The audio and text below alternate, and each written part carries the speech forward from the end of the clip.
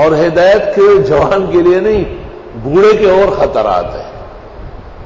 فقہاء و مفسرین کہتے ہیں کہ جب قوت کم ہو جاتی ہے تو نامناسب چیزیں بڑھ جاتی ہیں۔ امام ابو حنیفہ نے کہا ہے کہ عورتیں جماعت میں نہ آئیں۔ امام ابو یوسف نے کہا ہے کہ فجر و عشاء میں تو آئے۔ بوڑھی عورت، وہ بھی بوڑھی ہو اور وقت بھی اندھیرا ہے، لوگ کم ہوتے ہیں۔ امام ابو حنیفہ نے وہ تاریخی جملہ کہا ہے کہ لِكُلِّ سَاقِطَةٍ لَاحِقَةٌ، وہ بوڑھن کے لیے کوئی بوڑھا آ جائے گا۔ احتیاط یہ ہے کہ عورتیں مسجدوں میں نہ آئیں۔ مسجدوں میں تو نہیں آ رہے لیکن پارلیمنٹ کے اوپر چڑھ گئے۔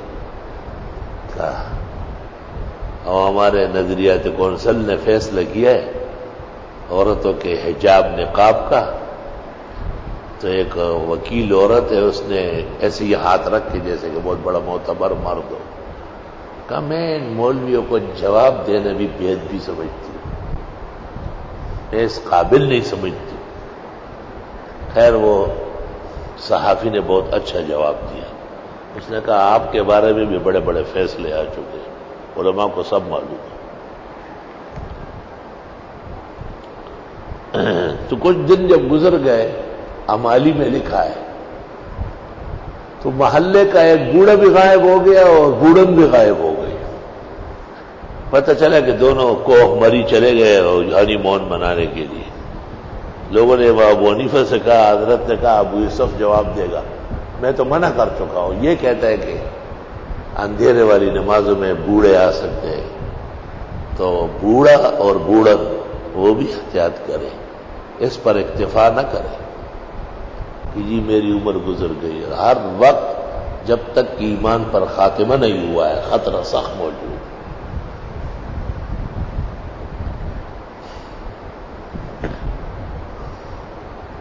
وہ ایک مدرسے میں ایک چوکیدار کی شکایت ہو گئی کہ یہ مدرسۃ البنات کے لیے جو بیویاں آتی ہے یہ راستے میں کھڑا ہوتا ہے۔ تو دو چوکیدار ہوتے تھے، ایک جوان اور ایک بوڑھا۔ تو وہ جوان کو پکڑ کے لایا گیا کہ یہ ہے، اس نے کہا نہیں وہ بوڑھا ہے، وہ تنگ کرتا ہے ہمیں۔ اس لیے کسی عمر میں بھی شیطان سے کوئی بچ نہیں سکتا ہے، بچتا وہی ہے جس کو اللہ تعالی حفاظت نصیب فرمائے۔ وہ شیخ سعدی رحمت اللہ علیہ کا عجائب و غرائب واقعات مشہور ہے نا، کہ وہ کہا کرتے تھے کہ نا شکر ہے کہ ان عورتوں کو اللہ نے ناک دی ہے، ناک نہ ہوتی نا تو یہ گھو کھاتی، کدہ خزے پوزہ نہ میں نہ غل بے خوڑا نا۔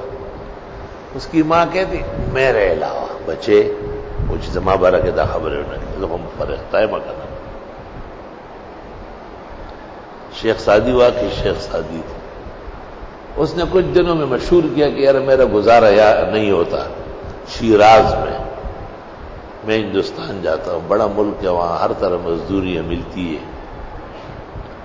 بہت ماں نے منع کیا لیکن آخر کار شیخ سعدی نے سفر کا ارادہ کر کے گھر سے نکل گیا۔ 15-20 دن بعد بیس بدل کے گلیوں میں بھیک مانگنے لگا۔ اپنی گلی میں جب آیا پانی مانگا، پانی پلایا، پھر پوچھا آپ کون ہیں؟ میں ملنگ ہوں کہیں کا۔ آپ کون ہے؟ کہ بس میرا ایک بیٹا تھا وہ پاگل ہو گیا ہندوستان چلا گیا۔ اور آپ اکیلی رہ گئی؟ ہاں بالکل۔ کوئی شادی نہیں کی ہے؟ ایسے عمر میں کون ملتا ہے؟ آئے گئے آخر کار شادی کی تاریخ تے ہو۔ اس نے کہا لوگ مانتے نہیں ہے کہ مجھ ملنگ کو کوئی عورت شادی کرے گی، کوئی نشان تو دے۔ اس نے جلدی جا کے بکسا کھولا اور سب سے قیمتی جوڑا جو تھا وہ نکال کے دے دیا۔ کچھ دن جب گزر گئے تو واپس آیا، اے بیٹے، وہی پیارے بیٹے، آپ نہیں تھے وہ میں کتنی پریشان تھی، کتنی زندگی گزارتی تھی پریشانی کی۔ شیخ سعدی نے پھر باتوں میں کہا کہ اگر عورتوں کی ناک نہ ہوتی نا تو یہ گھو کھاتی، اس نے کہا میرے سوا کا یہ جوڑا تو آپ نے مجھے دیا ہے شادی کے لیے، دیکھیں آپ کی نشانی ہے۔